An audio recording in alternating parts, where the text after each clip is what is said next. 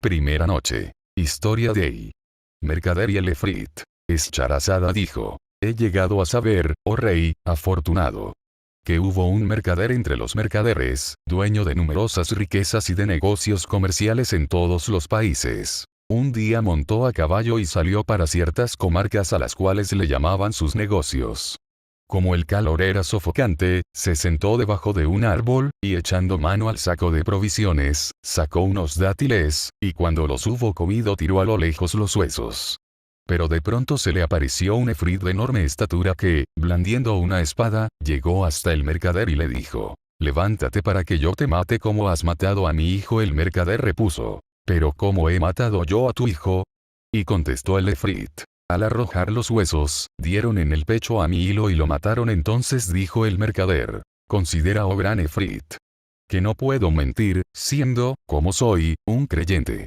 Tengo muchas riquezas, tengo hijos y esposa, y además guardo en mi casa depósitos que me confiaron. Permíteme volver para repartirlo de cada uno, y te vendré a buscar en cuanto lo haga. Tienes mi promesa y mi juramento de que volveré enseguida a tu lado. Y tú entonces harás de mí lo que quieras.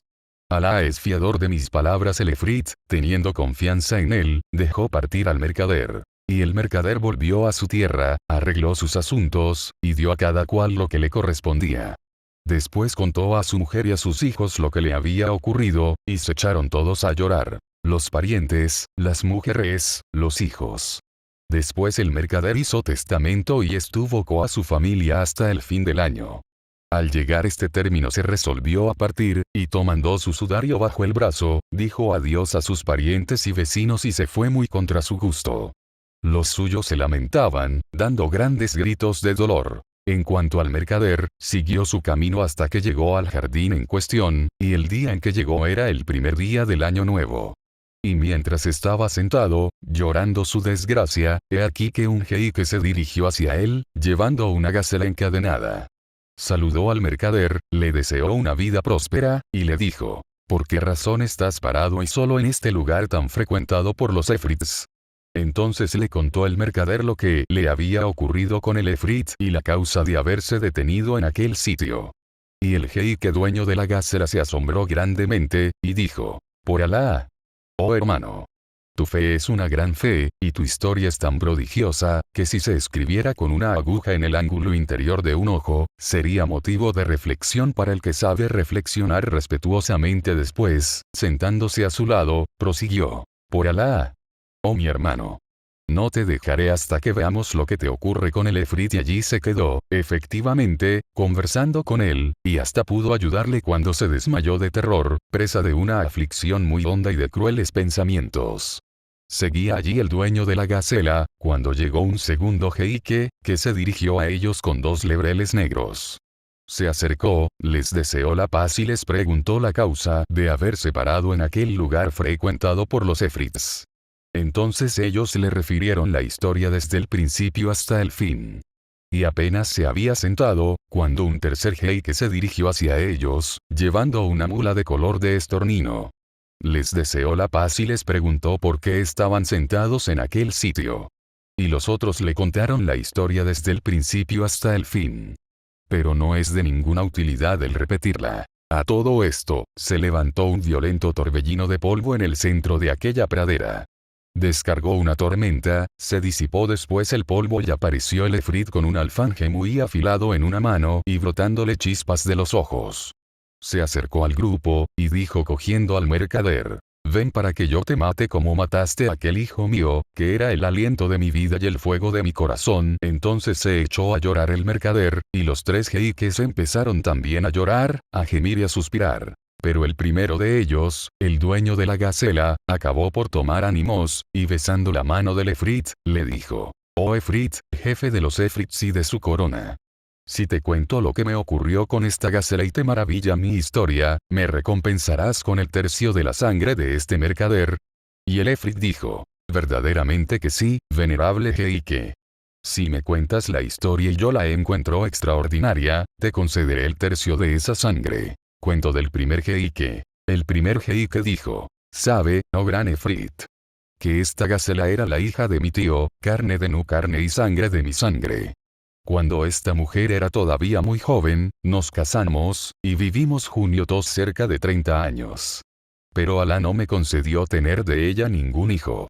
Por esto tomé una concubina, que, gracias a Alá, me dio un hijo varón, más hermoso que la luna cuando sale. Tenía unos ojos magníficos, sus cejas se juntaban y sus miembros eran perfectos. Creció poco a poco, hasta llegar a los 15 años. En aquella época tuve que marchar a una población lejana, donde reclamaba mi presencia un gran negocio de comercio. La hija de mi tío, o sea esta gacela, estaba iniciada desde su infancia en la brujería y el arte de los encantamientos. Con la ciencia de su magia transformó a mi hijo en ternerillo, y a su madre, la esclava, en una vaca, y los entregó al mayoral de nuestro ganado. Después de bastante tiempo, regresé del viaje. Pregunté por mi hijo y por mi esclava, y la hija de mi tío me dijo: tu esclava ha muerto, y tu hijo se escapó y no sabemos de él. Entonces, durante un año estuve bajo el peso de la aflicción de mi corazón y el llanto de mis ojos. Llegada la fiesta anual del día de los sacrificios, ordené al mayoral que me reservara una de las mejores vacas, y me trajo la más gorda de todas, que era mi esclava, encantada por esta gacela.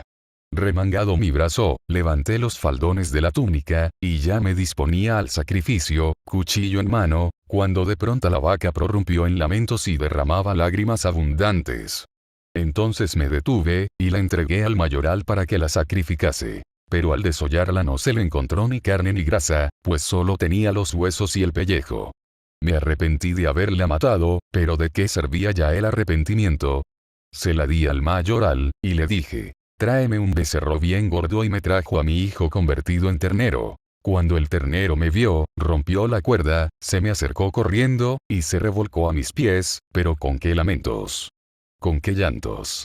Entonces tuve piedad de él, y le dije al mayoral: tráeme otra vaca, y deja con vida este ternero. En este punto de su narración, vio Scheherazade que iba a amanecer, y se calló discretamente, sin aprovecharse más del permiso. Entonces su hermana Doña Sada le dijo: oh hermana mía, cuán dulces y cuán sabrosas son tus palabras llenas de delicia. Scheherazade contestó: pues nada son comparadas con lo que os podría contar la noche próxima, si vivo todavía y el rey quiere conservarme. Y el rey dijo para sí: por Alá, no la mataré hasta que haya oído la continuación de su historia. Luego marchó el rey a presidir su tribunal. Y vio llegar al visir, que llevaba debajo del brazo un sudario para Scheherazade, a la cual creía muerta. Pero nada le dijo de esto el rey, y siguió administrando justicia, designando a unos para los empleos, destituyendo a otros, hasta que acabó el día. Y el visir se fue perplejo, en el colmo del asombro, al saber que su hija vivía. Cuando hubo terminado el diván, el rey Schahriar volvió a su palacio.